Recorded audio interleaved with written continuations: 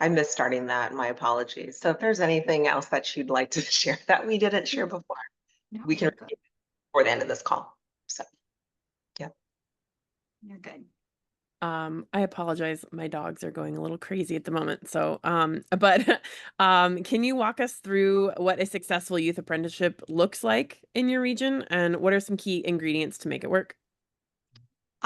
You cannot communicate enough. Communicate, communicate, communicate. So when I have a student that starts in um, apprenticeship, internship alike, the process kind of is the same. So I get them in there, we get them started, and I am going on site. I'm visiting with the student, and sometimes that's individually, sometimes that's with their particular supervisor or mentor individually. Those conversations happen here in the class or here at my office at the school as well, so that because there's a lot of discomfort when they first start, it's scary for them, right? Again, they are young.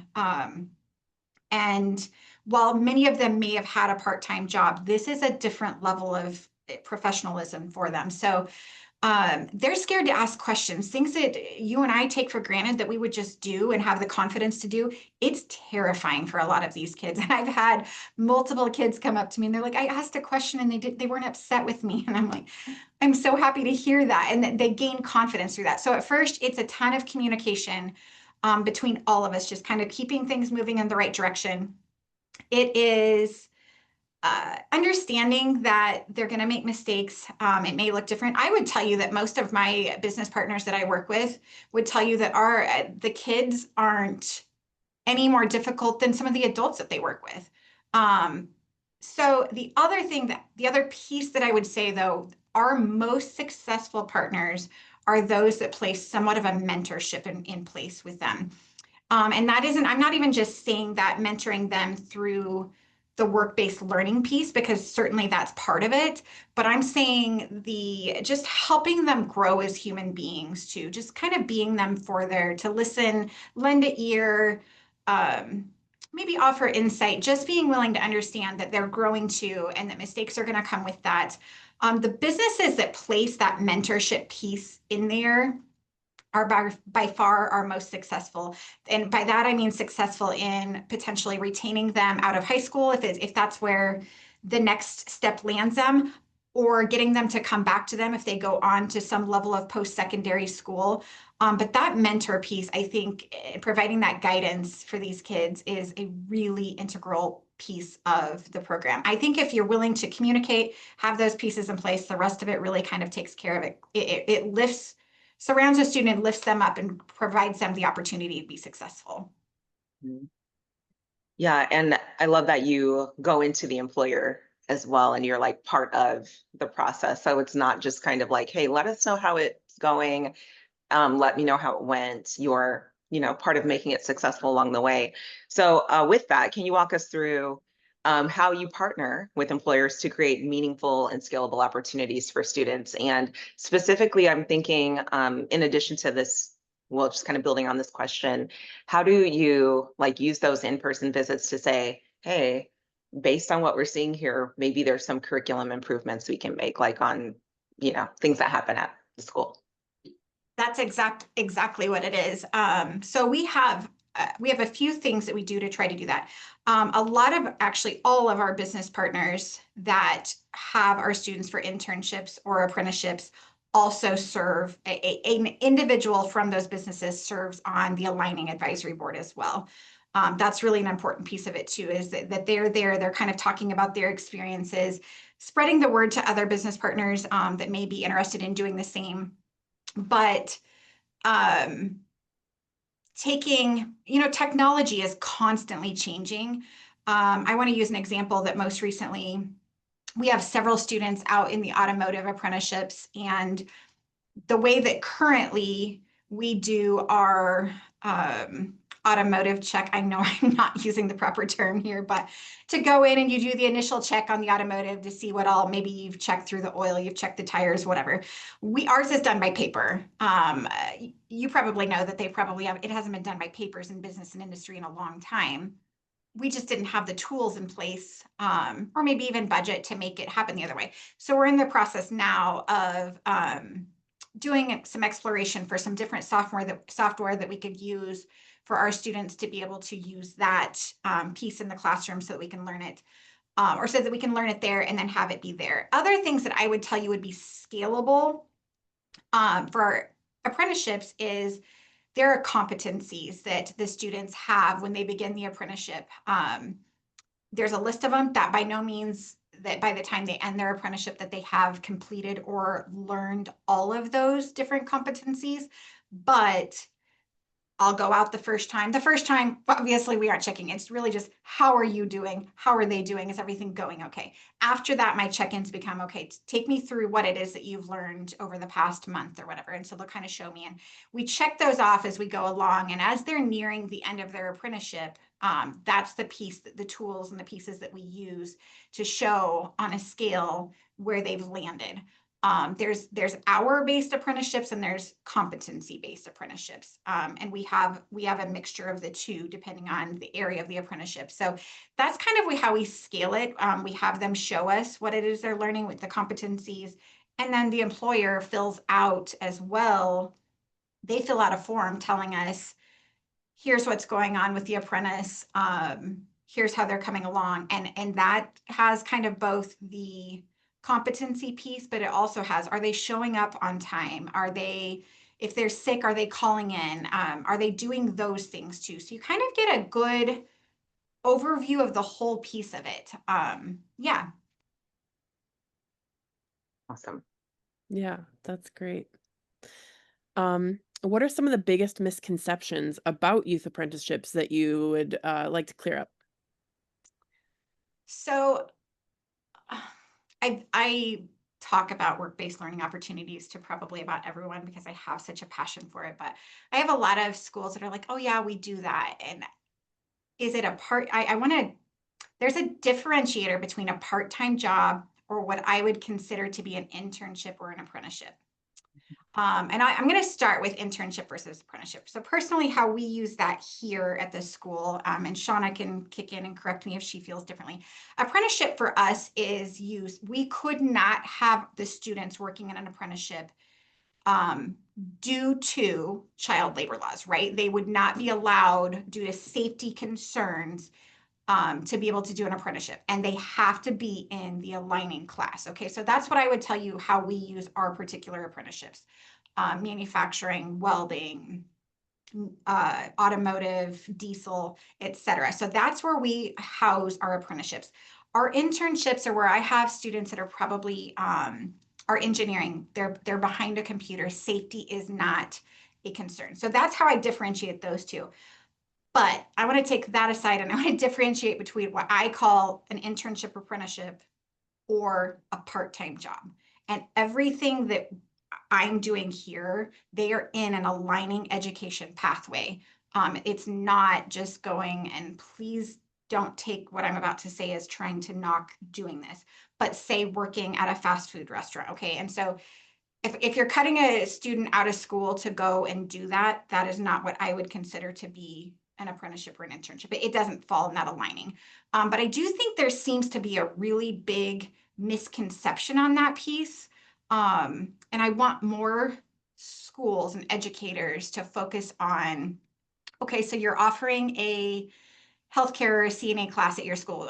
Every school has a school nurse, and a lot of those smaller schools are using that school nurse is teaching that CNA class. I love that. That's beautiful.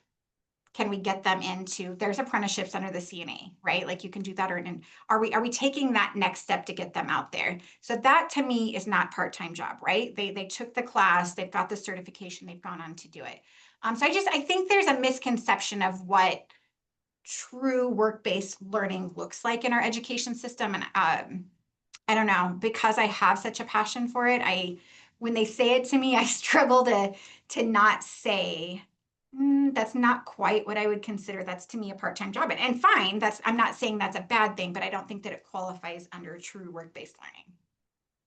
Yeah, it's tricky, right? Because there are some valuable skills that you learn in a fast food retail setting, 100%. But Very much. The training isn't very long for the most part. Again, I too cannot speak for all part-time jobs, but it's pretty task-based, right? It's like learn this piece, this is your lane, this is what you do. But with that internship, you're really learning a breadth of skills within a role. And it's more like that kind of professional development. So using the fast food example, if you were paired up with the manager and doing all the manager jobs, like we're going to count down the till at the end of the night and maybe work through, I don't know, performance evaluation. I don't know if that would be Yeah, appropriate. Just things that I are know at that exactly. level. Mhm. Yep. And that's exactly what yes, that's exactly what I'm seeing through that. So Mhm. Kimberly, what are your thoughts too, just, given your role? Um, I really like that, well, one, if it's stuff teachers have discussed with students before, having somebody else in a position of authority tell them, kind of helps it sink in. I think it's kind of a similar thing. Well, my mom said that, but I never believed her. So having other people reiterate what we're saying. But also, um, learning things in theory is very different than learning things in the real world.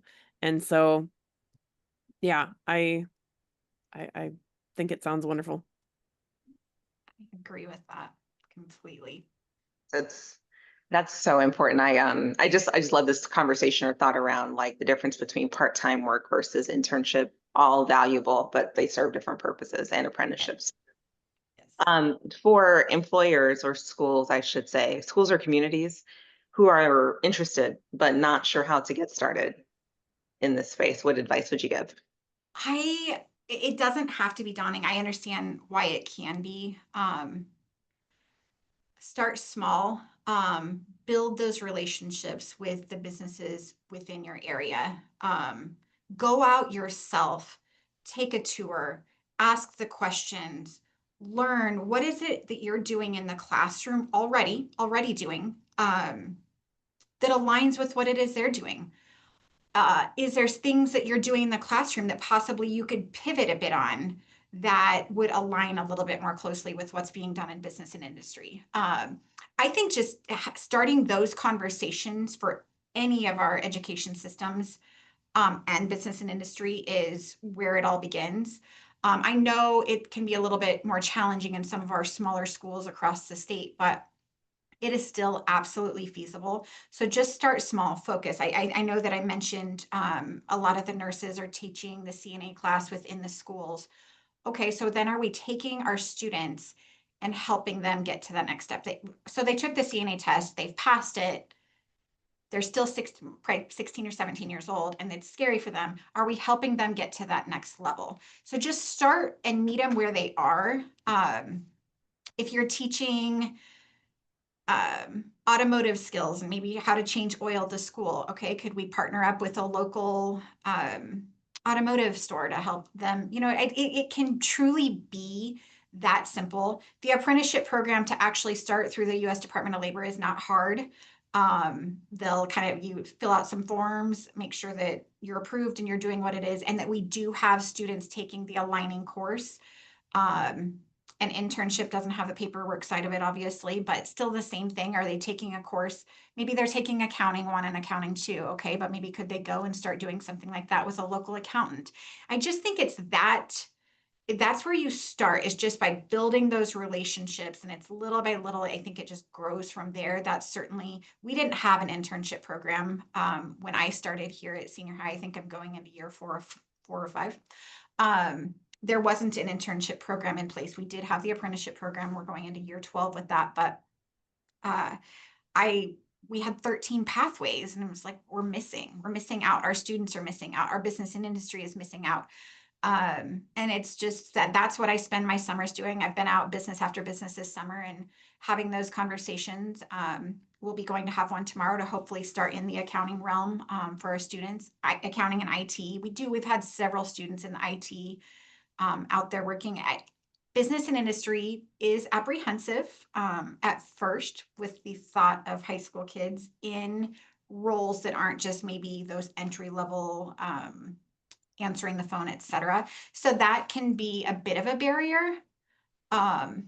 But once they start seeing a little bit of success, I know we have a local engineering firm here in town that when they started with us, I'll never forget, he called me a few months into it and he goes, Michala, I honestly thought I was doing you a favor by starting this internship program. And it didn't take me long to realize that these students have gained AutoCAD knowledge already. So when they came in here, it allowed that they could start with some of these entry-level projects for the interns, move their engineers up into the median level, but still have that mentoring piece in there, right?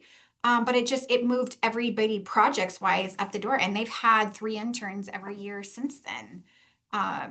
So you don't have to start big. It truly just start one by one, building those relationships. I think it's relationship driven. Most definitely it's communication and relationship driven. I am happy at any point to have a conversation with anybody that may have questions on how to go about it. I would love to visit with anyone. I love that a lot, especially because some kids may have a passion in, say, like AutoCAD work for mechanics, but there's not really a course that helps students with that specific knowledge. And so this would help give them that career knowledge, but still be able to apply what they learned in the classroom to that. So that is so cool. I got a big smile on when you were talking about that. It's amazing to see it happen, and just the growth that comes, the confidence the students gain at such a young age it's beautiful watching it. I truly love it. It's awesome. That is so cool. Okay, so last thing, what's next for your work, and how can others support or get involved with expanding the youth apprenticeship programs in Nebraska? What's next is doing exactly what I'm doing today, and just continue building those relationships, continue growing the opportunities for the students. We all win if we are growing our own youth. Nebraska has been, I think, pretty notorious for years. I think we're moving in the right direction, but Nebraska has been notorious for losing our youth, right? We're losing our youth to big cities, and it's because we aren't showing them what's available here. We aren't letting them know we want you, we need you. There's amazing opportunities for you right here. And that's kind of shame on all of us, I think. That's shame on business and industry. I think it's shame on the education system. Why that gap is as big as it is beyond me. But if we get out there, and when I have, the other thing I want to add real quick is, if I have a student in an internship or apprenticeship, my goal is to never have them doing the same thing the entire time, right?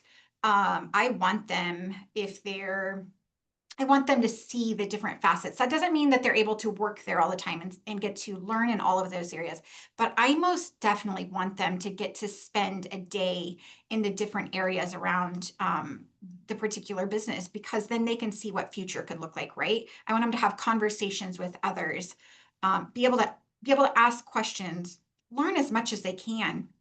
I want them to know that there's great paying careers here. And sometimes I have businesses that are like, oh, I don't want to tell them how much you earn. I'm like, you don't have to tell them how much you make, but you can tell them, I would tell you that a career in this area starts at approximately here. And that to me becomes a tangible to them. You see their eyes light up when they hear those numbers, and they can't even fathom it at young ages, right? So I think we have to focus on growing our youth. I don't know population wise, I can't imagine Nebraska is growing very much. So what we have to do is do a better job at growing our youth and helping them know what the future can look like for them. And let's keep them here. We all win if we work together on it. Agreed. Well, this as insightful as always. Looking for questions or any comments from folks on the chat. I'm not seeing any yet, but I do see Bo Jones here, who is helping co-lead the upcoming Youth Summit, the first ever Governor's Youth Summit in August. Bo, if you are ready, I think I can turn you. Yeah, I can make it. There we go. Here you are. I didn't tell you I'm doing this, but you're on now. If you want to share any info about that. Hello. Well, thank you for this moment. Appreciate the time. Yeah, as it relates to the Governor's Youth Summit, I don't know what really information I can share other than DED is doing an amazing job. Governor's team is awesome to work with. And I guess at the very high level, it's a sold out crowd. They closed student registration a couple weeks ago. Business and industry are supporting it the way we hoped and dreamed they would. And it's really kind of teeing up to be an amazing event. So really looking forward to it. A lot of stuff to do in the next 15 days. Not that we're counting exact days, but that's where we're at, and really excited about it. It's a bunch of amazing people coming together for the purpose of exactly what Michala's talking about, is helping this next generation figure it out. So excited to be part of it, and we're honored to be considered for the role, and we're stepping up best we can. And this is on August 14th during the Governor's Summit, is that right, Bo? It is. It's Governor's Main Summit out at Kearney's Eunice Conference Center. And then we will be in the other room as the Student Summit, working with a couple of hundred of, I would say, 16 to 22-year-old individuals that are exploring education and career opportunities at this moment. Fantastic. Yeah, awesome. Awesome. Well, we'll share info about that, including a link to the Governor's Summit. It's easy to find on Google or whichever search engine you use. Governor's Youth Summit, it's right out there for you. But Michala, thanks again for being here and for all that you do. Kimberly, appreciate you as well. And Appreciate you. everyone have a good day, and we'll see y'all around.